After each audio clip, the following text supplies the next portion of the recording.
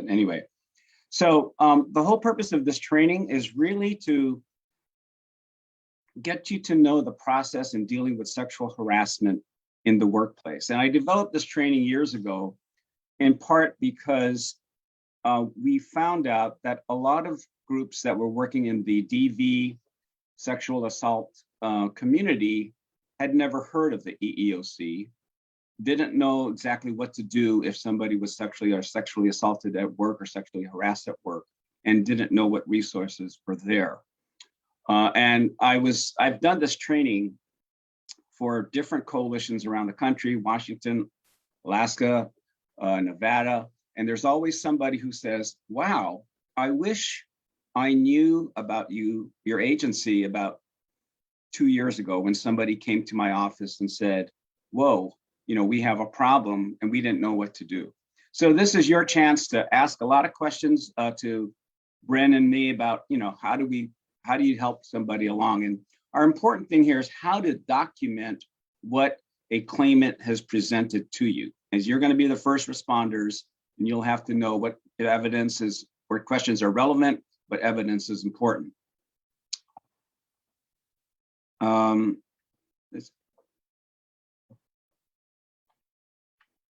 I don't know what's happening with my, I got all this, maybe Zach, can you help me out here?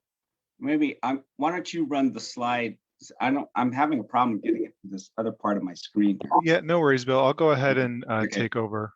Okay, why don't you do this? I can't get to this icon over here. Second slide then. So just my background in doing this work, if you can get a slide too, Zach. My background is, prior to coming to the EEOC, I handled about 3 to 4 dozen cases of battered immigrant women in the context of immigration proceedings. Sometimes they were in deportation proceedings. Husband was trying to withdraw the visa petition, and they were desperate. And so part of my work was train me how to work with women who had been victims of violence in their homes, but also who were suffering from or fearing deportation. And handling a lot of these cases led me to lead the team that developed the self-petitioning provisions of the Violence Against Women Act, where we removed the immigration status as a weapon in the arsenal of a batterer. So that's really my training on how to get into the area of sexual violence, sexual harassment. So I worked on the self-petitioning provisions, and fortunately over 120,000 women have benefited from those provisions. And I'm really happy to, next slide, happy to share this training with Bryn Moore. Bryn has really worked on a lot of the egregious sexual harassment cases in Oregon. So feel free to work with her, contact her, and certainly ask questions here. Next slide. So we start from the premise that you have the right to work free from discrimination and harassment. It is the duty of the employer to create a workplace where it's safe, where people can be free of discrimination, where they can feel that if something's wrong, they have to go and they can go to the employer and ask questions or complain. This is our starting principle. The employer controls the conditions of work, and that's how you have to approach this analysis. So let's start with a hypothetical. Zach, next slide. So here's a hypothetical, a very common scenario. The hypothetical is Maria is a college sophomore, comes to you for help. She works 15 hours a week at Trader Moe's and says her supervisor is bothering her. He asked her out several times, but she said no. And 2 weeks ago in the back storage area, he grabbed her breast from the back and stuck his hand down the front of her pants and thrust it himself. She was shocked. She told him to stop it. He said if she told anybody, he'd fire her.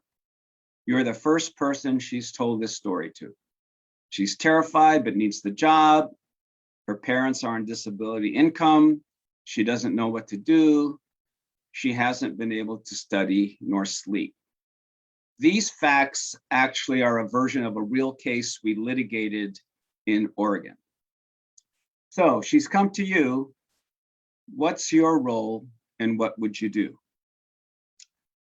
So you could put your answers in the chat.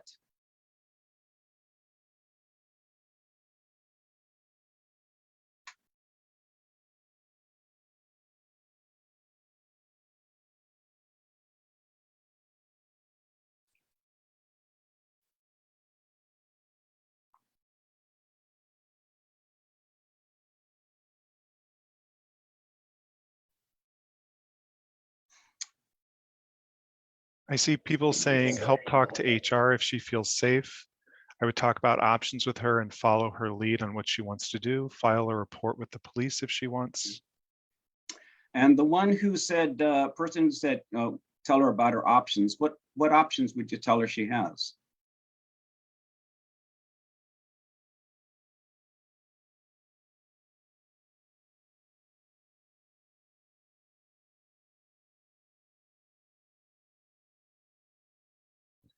Go to HR, attorneys, report to police. Okay. Safety planning in the workplace, right to file a report. Somebody said go to EEOC or bully. Okay, well, these are good suggestions. I'm glad somebody said referring to EEOC and bully.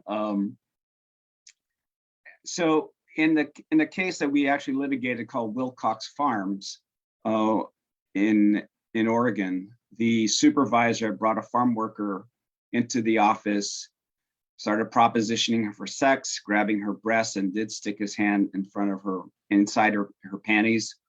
And she fought him off, and she ran out of the office, and then he fired her. And that's the case. We settled that case for $260,000. This was way back in 2009. But that's not an uncommon scenario that we've seen in our farm worker cases. Next slide. Bryn, you want to take this one? This is your case. Sure. Thanks, Bill. So this was a case involving a very young employee, her first job. She was only 15 at the time when her male supervisor, oh, sorry, I've got it just hidden from me for a second here. Here we go. He started hugging her and getting very close, standing very, very close and pressing his body into hers. And she observed him doing that with other coworkers as well, who some said, that's just how he is. You need to just try and stay away from him. I try not to get caught in the back room with him, and those sorts of things. So what other questions would you want to ask her, or what advice would you be able to give her? She is, if she's reluctant to come forward, what sorts of factors may impede her from filing a report?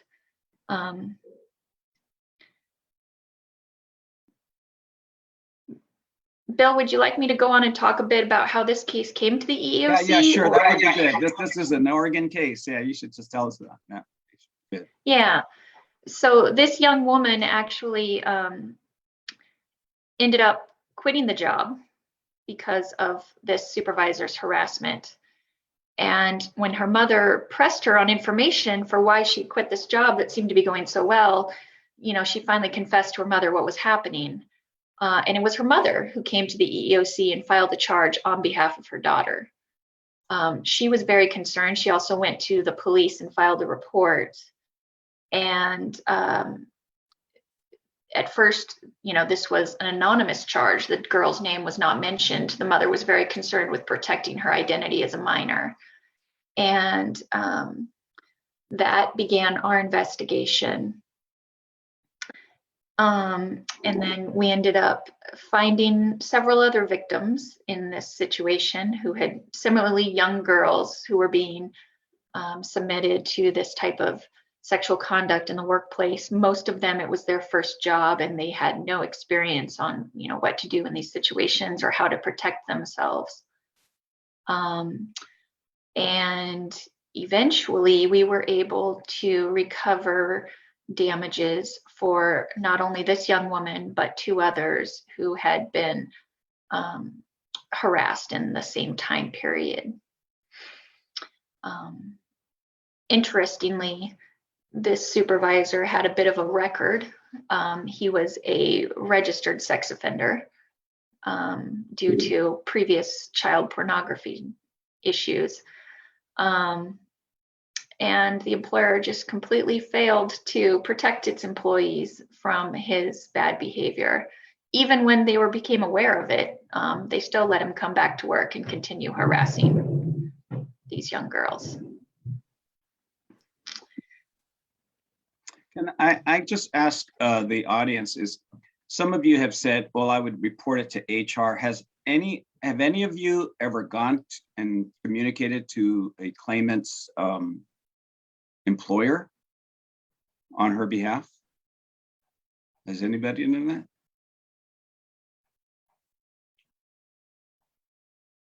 Oh, you have, great. And then what happened, Clara?